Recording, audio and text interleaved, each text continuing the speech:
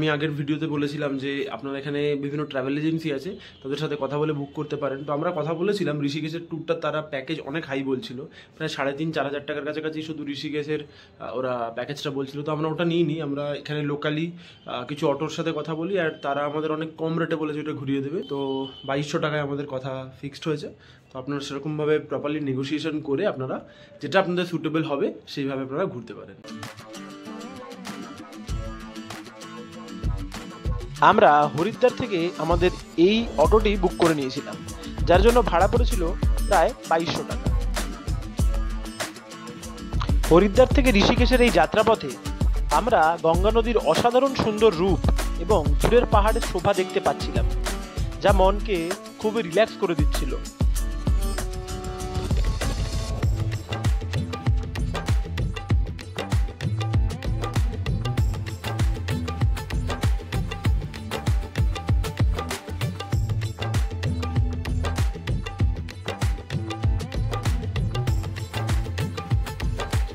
ঋষিকেশ কিন্তু উত্তরাখণ্ডের দেরাদুন জেলায় অবস্থিত। হরিদ্বার থেকে যেতে আমাদের সময় লেগেছিল প্রায় ঘন্টা দেড়েকের মতন। রাস্তাটি কিন্তু খুবই সুন্দর, ড্রাইভিং এর জন্য একেবারে আদর্শ। আপনারা যে অটো বা টোটো যাইভাবে করে এখানে আসবেন, এখানে আসার পরে স্ট্যান্ড থেকে আপনাকে একটা এরকম ইনভয়েস বা বিল দিয়ে দেবে। তো আপনি ঘুরে এই বিলটাতে গাড়ির নাম্বার, ফোন নাম্বার এগুলো লেখা থাকবে। তো আপনারা দেখে তাকে ফোন করে এখান থেকে আবার গাড়ি নিয়ে ব্যাক করে যেতে পারেন। আর হ্যাঁ, আপনি যত টাকাতেই গাড়ি বুক করছেন সেইটার উপর এরা 20 টাকা করে সারচার্জ দেবে, যেটা এখানে পার্কিং ফি বা বলতে পারেন এই যে পেপারটা দেবে সেইটার টিকিট।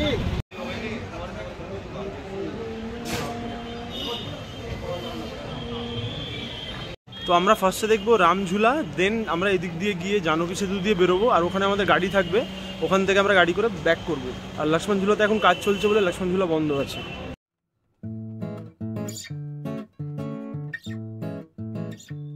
পার্কিং লটে গাড়ি রেখে আমরা এগিয়ে চলেছিলাম ঋষিকেশের প্রাকৃতিক সৌন্দর্য উপভোগ করতে।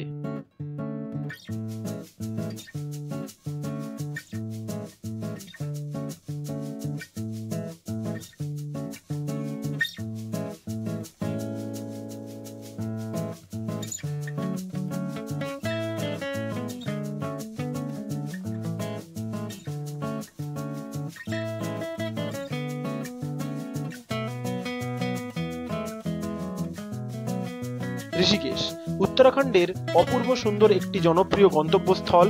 এই ঋষিকেশ শুধু পাহাড়ি মনোরম পরিবেশের জন্যই নয়, রয়েছে গঙ্গার প্রশান্তি ও মনোমুগ্ধকর সমস্ত দৃশ্য। পাহাড়ের মধ্যখানে অবস্থিত ঋষিকেশ হলো ভারতের অন্যতম আধ্যাত্মিক এবং যোগার রাজধানী। সারা বিশ্ব থেকে মানুষ এখানকার নির্জন পরিবেশের মানসিক শান্তির খোঁজে এসে থাকেন, তাই ঋষিকেশকে the yoga capital of the ওয়ার্ল্ডও বলা হয়ে থাকে।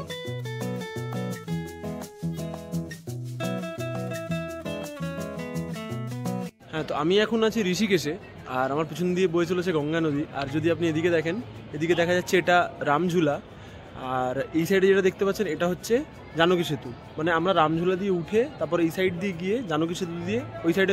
আরেকটা ইনফরমেশন দিয়ে রাখি, এখানে অনেক রকম ওয়াটার স্পোর্টস অ্যাক্টিভিটিও হয়, যেরকম দেখতে পাচ্ছেন রাফটিং হচ্ছে। তো এগুলোর বুকিং আপনারা বাইরে থেকেই পেয়ে যাবেন, যেটা পছন্দ হবে, সুটেবল রেট যেটা দেবে সেটা আপনারা বুক করে নিতে পারেন।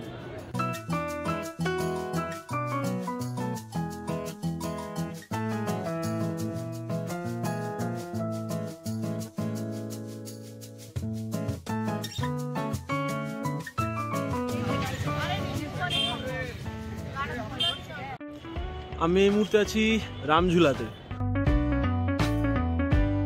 রামঝুলা গঙ্গা নদীর উপর অবস্থিত লোহার একটি ঝুলন্ত সেতু রামঝুলা, যা ভারতের উত্তরাখণ্ডের ঋষিকেশে অবস্থিত। 1986 সালে নির্মিত এই ঝুলাটি ঋষিকেশের অন্যতম আইকনিক ল্যান্ডমার্ক নামে পরিচিত। এর চারপাশের প্রাকৃতিক সৌন্দর্য থেকে আপনি চোখ সরাতে সত্যিই ব্যর্থ হবেন।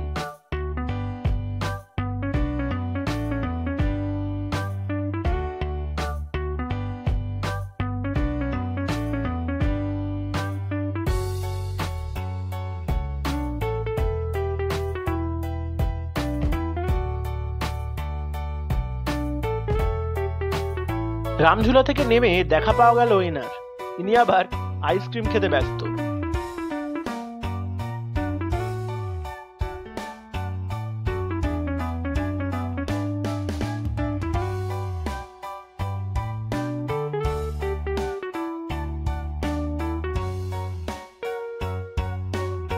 ঋষিকেশের এইরকম সৌন্দর্য মনে বোধ হয় পার্মানেন্টলি জায়গা করে নেবে, সেই বিষয়ে কোনো দ্বিধা নেই।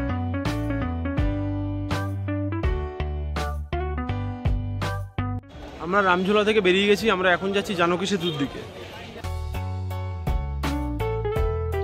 রামঝুলা থেকে বেরিয়ে এই সমস্ত অসংখ্য দোকান আপনি দেখতে পাবেন, যেখান থেকে পছন্দ মতো কেনাকাটাও আপনি সেরে নিতে পারেন।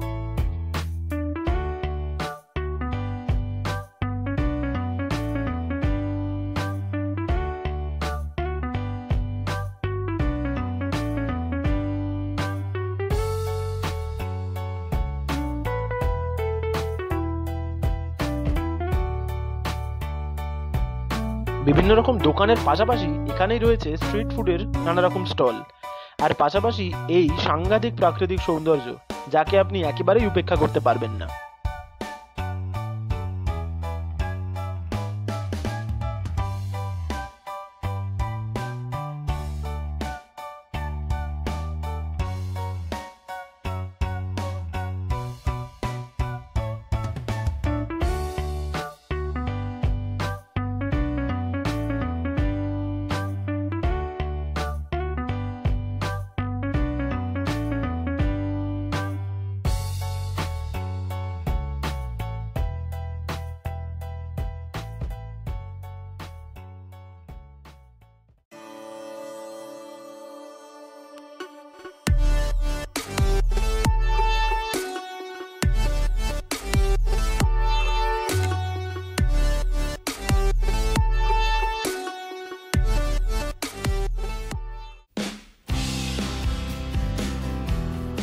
এই রাস্তা দিয়ে বেশ খানিকক্ষণ হাঁটার পর আমরা এসে পৌঁছে গিয়েছিলাম জানকী সেতু। রাস্তার সৌন্দর্য অপূর্ব সুন্দর, পাশ দিয়ে বয়ে চলেছে খরস্রোতা গঙ্গা নদী। জানকী সেতু 274 মিটার লম্বা এই ব্রিজটি 2013 সালে জনসাধারণের জন্য খুলে দেওয়া হয়। আমরা এই মুহূর্তে জানকী সেতু দিয়ে হাঁটছি, এর দু সাইড দিয়ে গাড়ি মানে বাইক চলছে, আর মিডলের রাস্তাটা হচ্ছে হাঁটার, নর্মাল লোকজন হাঁটতে পারে। জানকী সেতুর পাশের এই হট এয়ার বেলুন রাইডটিও বেশ আকর্ষণীয়, যার সাহায্যে আপনি এই জায়গাটির 360 ডিগ্রি ভিউ এনজয় করতে পারবেন।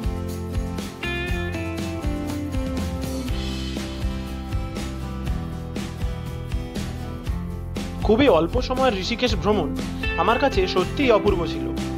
প্রায় 2 থেকে 2.5 ঘন্টা জায়গাটাকে ভালোভাবে উপভোগ করার পর এবার পালা ছিল হরিদ্বার ফিরে যাওয়ার। আর ঋষিকেশের এই সৌন্দর্য আমার কাছে চিরকাল one of the best memories হয়ে থেকে যাবে। সো ফাইনালি আমরা হরিদ্বার পৌঁছালাম, আর এখন যাচ্ছি আমরা দাদা বৌদিতে লাঞ্চ করতে। এখানে আমরা যে মিলটা নিয়েছিলাম তার প্রাইস ছিল 100 টাকা, যাতে ছিল ভাত, ডাল, আলু পোস্ত, বেগুনি, আলু ফুলকপির তরকারি, চাটনি, পাঁপড়, এবং পুরো খাবারটাই গরম গরম সার্ভ করা হয়েছে। তো আমরা দাদা বৌদিতে খেয়ে বেরিয়ে একটা অটো নিয়ে নিয়েছি। এই অটো আমাদের অ্যাকচুয়ালি যেতে দিচ্ছিল না ইনিশিয়ালি, তো এখানে যতটা আমি দেখলাম টোটো নিয়ে না প্রচণ্ড রকম হ্যারাসমেন্ট আপনাদের ফেস করতে হবে। এরা অর্ধেক জায়গায় নো এন্ট্রি লাগিয়ে রেখেছে, আর এরা যথেষ্ট ভাড়া চায়। তো এই জায়গাটা আপনাকে একটু মাইনিউটলি নোটিস করতে হবে, নাহলে আপনি প্রত্যেকবার সমস্যার সম্মুখীন হবেন। তো আমরা এখন একটা রিক্সা করে নিয়েছি, রিক্সা করে আমরা যাচ্ছি হরকি পাউডির ঘাটে, যেখানে আমরা দেখবো আজকে সন্ধ্যা আরতি। আর এখানে ট্রান্সপোর্টেশনের আরেকটা যে মানে সমস্যা আছে, সেটা হচ্ছে ধরুন 2 কিলোমিটার রাস্তা, তো 1 কিলোমিটার আপনাকে যেতে হবে অন্য একটা ট্রান্সপোর্টে, আবার আরেক কিলোমিটার যেতে হবে আপনাকে অন্য আরেকটা ট্রান্সপোর্টে। 2 কিলোমিটার কেউ আপনাকে নিয়ে যাবে না, ম্যাক্সিমাম জায়গাতে নো এন্ট্রি করা। আমরা চলে এসেছি হরকি পাউডির ঘাটে, আর কিছুক্ষণের মধ্যে সন্ধ্যা আরতি আরম্ভ হবে। আপনারা ভিড়টা দেখতে পারেন, জাস্ট বিশাল ভিড়, বিশাল ভিড়।